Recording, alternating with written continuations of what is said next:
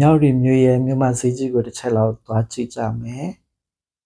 ဒါဘင်းအောင်ဈေးကြီးပေါ့နော်ဝင်လိုက်တာနဲ့အထည်ဆိုင်တွေတွေ့ရတယ်ပြီးလို့ရှိရင်မုတ်ဆိုင်တွေပြီးလို့ရှိရင်ဖက်နက်ဆိုင်ပြီးလို့ရှိရင်ခေါင်းစည်းကျိုးစုံပလုံးတွေ့ရတယ်အဲ့မှာမကြီးမငယ်ကဆက်ချုပ်ပစ္စည်းတွေပေါ့နော်ပြီးသုံးဆောင်ပစ္စည်းပုတ်ခွက်ပကံစသဖြင့်တပြက်စီအစုံပလုံးရှိတယ်ဒါအပြင်တန်းမှာတွေ့ရတဲ့ဟာပေါ့နော်ပြီးလို့ရှိရင်ကျွန်တော်ရဲ့မြန်မာရိုးရာသနခါတုံးဆိုလာအချစ်ချစ်ပဲ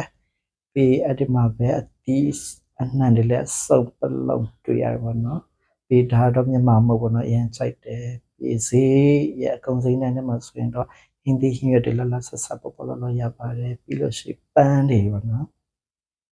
ကန္နမပန်းဖြူတွေအဝါတွေအစုံအောင်တပြေပန်းတစ်ခွပန်းနှင်းစီပန်းစသဖြင့်ဒါတော့မြန်မာရိုးရာစတွေပေါ့နော်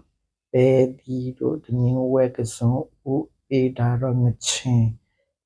ရန်ကောင်းကနန်းတွေ1ကီလို4000ခွဲ3000ခွဲ2000ခွဲတဲ့နော်အားပဲပြီးလို့ရှိရင်ဒါပြည်ချင်းငါးတွေမစုံလေကင်းမွန်လေပေါ်မပေါ်ငါးတွေဆိုလဲရေခဲရိုက်ငါးတွေပေါ့နော်အများကြီးပဲပင်လယ်ငါးလေးရတယ်ပြီးခရုအစုံပါပဲပြီးကြက်ဝါသားတွေကြက်ရိုးတွေအငရုတ်တိစိတ်စပလင်စသဖြင့်ခရမ်းကျင်တီးအရန်ကောင်းမြန်မာဆဆာဝနော်ဒါတွေကကျွန်တော်မြန်မာနိုင်ငံမှာပဲရတာပါပိန်ဦးတို့နော်မြစ်ချင်တို့နော်ဒါတော့ပစုံတုတ်ကြည့်တယ်အေးဒါမှတန်1ကီလို3000ခွဲတဲ့ပြီးဒါလိတ်ရှင်နေစားလို့လည်းရတယ်လွှတ်ချင်လည်းဝယ်လို့ရတယ်ပေါ့နော်ပြည့်စီတိုင်းနဲ့ရှင်ရန်ကြိုက်ပစုံချောက်တွေ